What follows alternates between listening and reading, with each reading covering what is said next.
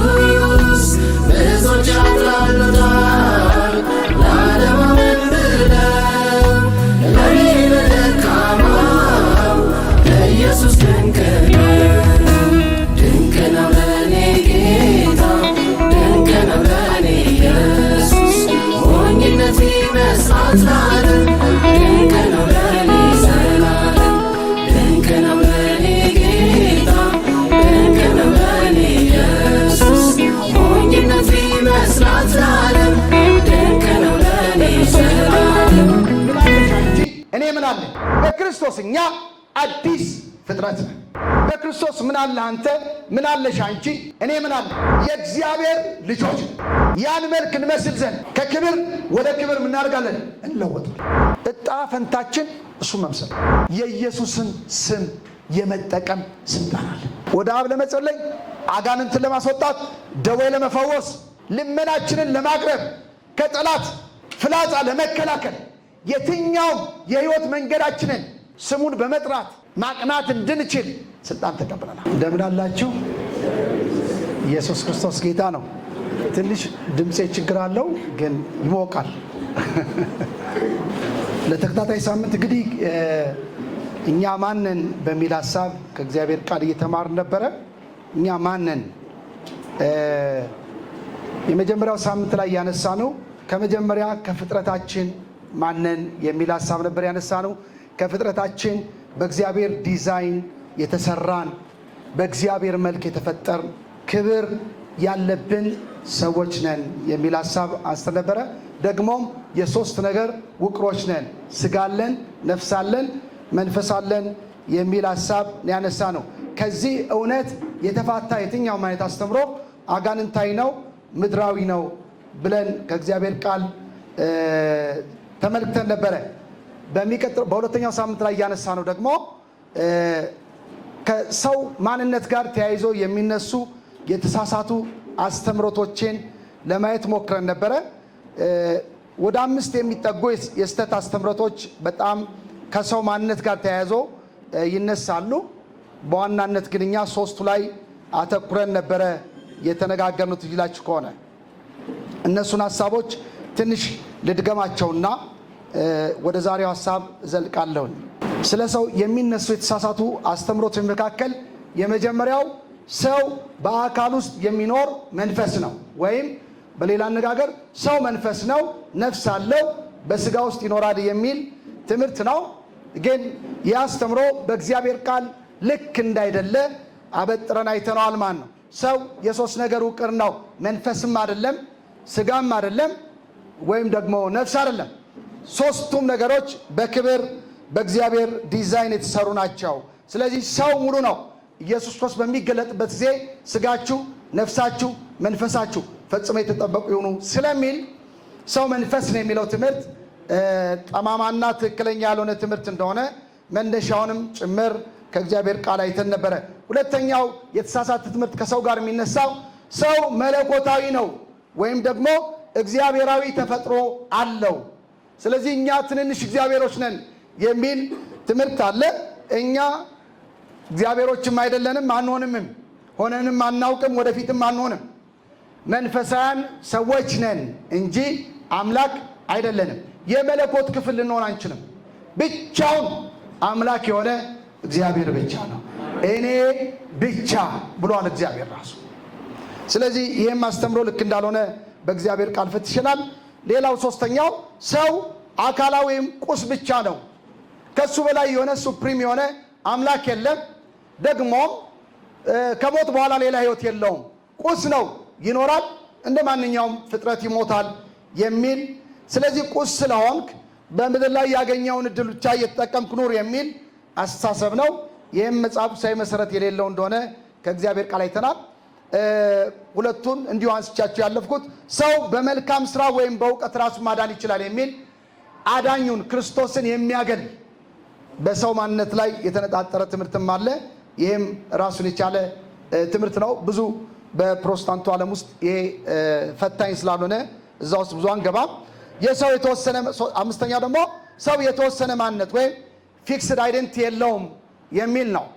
በእውነትና በስነ ምግባር ራሱን የቻለ ነው። የሞራል ስታንዳርድ ሊሰጠው የሚችል ወይም የሚለካው፣ የሚከታተለው፣ የሚሸልመው ወይም የሚፈርድበት የለውም የሚል አስተሳሰብ ነው። ይህም ሌላኛው ጠማማ ትምህርት ነው። መጽሐፍ ቅዱስ እንደሚነግረን ሰው በእግዚአብሔር አምሳል ከተፈጠረ በኋላ በእግዚአብሔር ሕግጋት ስርዓት የሚኖር የሞራል ስታንዳርድ ያለው ወይም ሞራላዊ ማንነት ያለው እንደሆነ መጽሐፍ ቅዱስ ይነግረናል። ስለዚህ ከሞራል ያፈነገጠ ህይወት ካለን ጠያቂ ያለን ማለት ነው። በመጨረሻው ዘመን የሚፈረድብንም ሞራላችን የሚለካ አምላክ ስላለ ነው። ይህን ሀሳብ ብለን ነበረ ሳምንት ያቆም ነው። ዛሬ ከፍጥረታችን እኛ ባልነበርን ማንነታችንን የሚያጎድፉ ወይም ደግሞ በተፈጠርንበት ማንነት ውስጥ እንዳንኖር ከእግዚአብሔር ቃል ያፈነገጠ ትምህርት ያለባቸውን አስተሳሰቦች አይተን ነበረ። ዛሬ የመጨረሻውን ክፍል በክርስቶስ እኛ ማነን የሚለው ላይ እናተኩራለን። ማለት እኛ በክርስቶስ ማነን? መጽሐፍ ቅዱስ በክርስቶስ ያገኘናቸውን በረከቶች፣ በክርስቶስ ያገኘናቸውን ስልጣኖች፣ በክርስቶስ ያገኘነውን ህይወትና ፍጻሜያችንን በዝርዝር ያስረዳናል። ስለዚህ እሱ ላይ ነው። በክርስቶስ ሰው ማን ነው? በክርስቶስ ሰው ማን ነው ስንል መጽሐፍ ቅዱስ በዝርዝርና በግልጽ ያስተምረናል። በክርስቶስ ማን እንደሆንን መረዳት በክርስቲያናዊ ህይወት ውስጥ ካሉት እጅግ አስፈላጊ አስተምሮቶች መካከል እምብርቱ ነው፣ ዋናው። በእርሱ ውስጥ ያለን የማንነት ዋጋችንን፣ ዓላማችንና እጣ ፈንታችንን የሚገልጽ አስተምሮ ነው ማለት ነው። ይህን የተመሰረትነው በምን እንደሆነ፣ ይህም ደግሞ የተጠራንበት የተፈጠርንበት ዓላማ ምን እንደሆነ፣ በክርስቶስ ያገኘነው ህይወት ምን እንደሆነ ጠንቅቀን እንድናውቅ ያግዘናል። ምክንያቱም አንድ ሰው በክርስቶስ ሲሆን ሁሉም ነገር ይለወጣል። ተፈጥሮ ይለወጣል። ከእግዚአብሔር ጋር ያለው ግንኙነት ይለወጣል። የህይወት አቅጣጫ ይለወጣል። በክርስቶስ ማን እንደሆን ማወቅ ድል አድራጊ ህይወት እንድንለማመድ ያግዘናል። በስልጣን እንድንመላለስ ያግዘናል። የእግዚአብሔርን መለኮታዊ ዓላማ እንድንፈጽም በራስ መተማመንን እንድናዳብር በክርስቶስ በሆነው ማለት ነው እንድናዳብር አቅም ይሰጠናል። ስለዚህ እኛ በክርስቶስ ማነን? ይሄ የአዲሱ ፍጥረት ማንነትን የሚያመለክት አስተምሮ ነው። እግዚአብሔር የተባረከ ይሁን። ይህን ሀሳብ እናያለን። አጭር ጸሎት እንጸልይ ጌታ እንዲያስተምረን። ልዑል አምላክ እግዚአብሔር ሆይ በክርስቶስ ኢየሱስ ያገኘነውን አዲስ ህይወት፣ አዲስ ማንነት ፍጻሜያችንን ዛሬ በቃል እንድታሳየን፣ በዚህ እውነት እግዚአብሔር ህይወታችን እንድትቃኘው፣ ለሰሚም ለተናጋሪም ጸጋ እንድሰጥ፣ በጸጋ ኃይልህ በመካከላችን እንድትሆን፣ መንፈስ እያንዳንዳችን እንዲነካን፣ የቃል ደጆች እንዲበሩል እንዲከፈት በኢየሱስ ክርስቶስን ጸለይኩኝ። ስለምታስተምረን፣ ስለምታግዘን፣ ይህን ጥበብ በእያንዳንዳችን ስለምትጨምረው እናመሰግናለን። ሁሉ ለአንተ ክብር ይሆን። በጌታ በኢየሱስ ስም ጸለይኩ፣ አሜን። በክርስቶስ እኛ ማን ነን? በክርስቶስ እኛ ያለን ማንነት ምንድን ነው? ምክንያቱም ለአማኝ የክርስትና መሰረቱ በክርስቶስ ያለውን ማንነት ማወቁ ነው። እኛ ምን አለን ከማለታችን በፊት እኛ ማነን፣ በክርስቶስ ማነን የሚለው የነገር ሁሉ ምንጭ ነው። በክርስቶስ ያለንን ማንነት ስናውቅ በክርስቶስ ምን አለን የሚለው ደግሞ ተከትሎ ይመጣል ማለት ነው። በክርስቶስ ምን አለ አንተ፣ ምን አለሽ አንቺ፣ እኔ ምን አለን? ያለን ነገር መነሻ ምንጭ አለው። ይህም ደግሞ በክርስቶስ ያለን ማንነት ይወስነዋል። እኛ በክርስቶስ ማነን? መጽሐፍቶቻችን በግልጽ የሚያስቀምጠን ሐሳብ እናንሳ። የመጀመሪያው በክርስቶስ እኛ ማንን የሚለውን ሐሳብ ትንሽ ተንትን። የመጀመሪያው ነገር በክርስቶስ እኛ አዲስ ፍጥረት ነን። ፍጥረታችን ተቀይሯል። እስኪ አሜን በሉ ባካ። በክርስቶስ አዲስ ፍጥረት ሆነናል። አሮጌው ነገር አልፏል። በኃጢአት የወደቀው የተበላሸው ፍርድ የሚጠብቀው በኩነኔ ውስጥ ያለው ኀፍረት የሞላበት ከእግዚአብሔር የራቀው ያ ማንነት በክርስቶስ ስንሆን አዲስ ፍጥረት ሆኗል። ስለዚህ አዲስ ፍጥረት ነን። መጽሐፍ የሚነግረን ይሄን ነው። ስለዚህ ማንም በክርስቶስ ቢሆን አዲስ ፍጥረት ነው። አሮጌው ነገር ምን አድርጓል? አልፏል እና እነሆ ሁሉም አዲስ ሆኗል። በክርስቶስ አዲስ ፍጥረት ነን። አሮጌው ማንነት የራቀልን የኃጢአት የጥፋተኝነት ከእግዚአብሔር የመለየ አሮጌ ሕይወት የተወገደልን በመንፈስ የሚመራ አዲስ ሕይወትን የተቀበለ ከእግዚአብሔር ጋር መክረም የሚችል የክርስቶስን መልክ መግለጥ የሚችል አዲስ ማንነት። ሃሌሉያ! ይሄ በክርስቶስ እኛ ማን እንደሆነ የሚነግረን ነው። አዲስ ፍጥረት አሮጌው አልፏል። የትናንት ነው አይደለንም። በክርስቶስ ከመሆናችን በፊት የነበረው ያ ማንነት አይደለንም። መጽሐፍ እንደሚነግረን ኤፌሶን ምዕራፍ 2 ላይ እንደሚነግረን ከፍጥረታችሁ የቁጣ ልጆች ነበራችሁ፣ በኃጢአታችሁ ምክንያት በበደላችሁ ምክንያት የቁጣ ልጆች ነበራችሁ። በአየር ላይ ስልጣን እንዳለው አለቃ ፈቃድ ትመላለሱ ነበር። ዛሬ ግን ብሎ ያመጣዋል። ዛሬ ግን አልፏል፣ አዲስ ፍጥረት ነን። ሃሌሉያ! ወገኖቼ ይህ እውነት ሲገባን ማንነታችን ስንረዳ በውስጣችን ያለውን ማንነት የማወቅ አቅማችን ይጨምራል። ሁለተኛው ማንን ስንል በክርስቶስ የእግዚአብሔር ልጆች ነን። አዲስ ፍጥረት ተከትሎ የሚያመጣው ነገር አለ። አዲስ ፍጥረት በመሆናችን የእግዚአብሔር ልጆች ሆነናል። ዮሐንስ ወንጌል ምዕራፍ 1:12 ላይ ለተቀበሉት ሁሉ ግን በስሙ ለሚያምኑ ለነሱ የእግዚአብሔር ልጆች የሆኑ ዘንድ ስልጣን ሰጣቸው። ሮሜ ላይ ደግሞ እንደዚህ ይለናል፣ ልጆች ከሆን ወራሾች ደግሞ ነን። ማለት የእግዚአብሔር ወራሾች ነን። አብረን ደግሞ እንድንከብር አብረን መከራ ብንቀበል ከክርስቶስ ጋር አብረን ወራሾች ነን።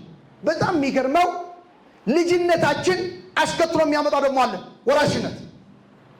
ስለዚህ በክርስቶስ እኛ ማንን አዲስ ፍጥረት ነን። አዲስ ፍጥረት ስለሆንን ልጆች ነን። ልጆች ስለሆኑ ወራሾች ነን። ያው የእግዚአብሔር ወራሾች ከማን ጋር የምንኖር ሲለናል? ከክርስቶስ ጋር። አሜን። ይህ እኮ በጣም ደስ የሚያሰኝ ትምህርት ነው። ይህ እውነተኛ መገለጥ ነው። ጳውሎስ የገለጠው ከእግዚአብሔር ተቀብሎ የገለጠው ከክርስቶስ ጋር አብረን የምንወርስ በእምነት የእግዚአብሔር ቤተሰብነት ያመጣ ሕይወት እግዚአብሔርን አባ አባ ብለን የምንጮህበት መንፈስን የሚያመጣ የልጅነት አቅም። ልጆች ከሆኑ ወራሾች ነና። አባ ብለን ስንጠራው ይሰማናል። ኢየሱስ ወደ አባቱ እንደጸለየ እኛም ወደ አባቱ መጸለይ የሚያስችለንን የልጅነት ስልጣን ተቀብለናል። ከክርስቶስ ጋር ርስት የመካፈል በአብ ቀኝ የመቀመጥ መብት ተሰጠን። ይሄ የአዲስ ፍጥረት ትሩፋት ነው። እኛ በክርስቶስ ማነን? አዲስ ፍጥረት ነን። እኛ በክርስቶስ ማነን? ልጆች ነን። ያው የወራሽነት መብት ያለን አባ ብለን ለመጮህ የሚያስችል መብት ያለን ልጆች።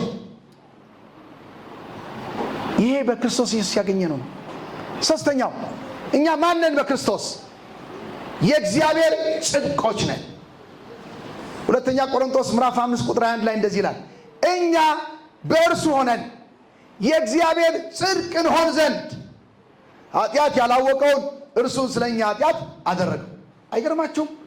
እኛ የእግዚአብሔር ጽድቅ እንድንሆን ክርስቶስን ስለኛ ኃጢአት አደረገው። ምን ማለት ነው? በክርስቶስ ያገኘን ሕይወት ዋጋ የተከፈለበት ሕይወት ነው። እርሱ ተቀጥቶ እኛ ጸደቅን።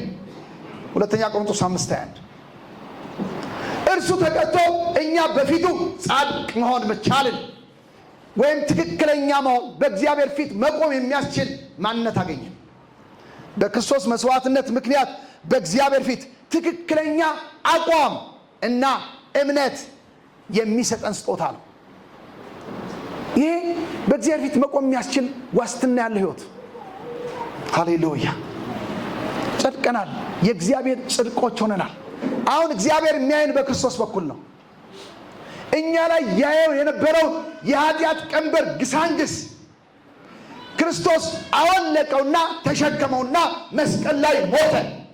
በእርሱ ሞት ምክንያት እኛ ጸደቀ። አሁን እግዚአብሔር እኛን ሲያየን ንጹሐን ነን። ማን በሰራው? በክርስቶስ።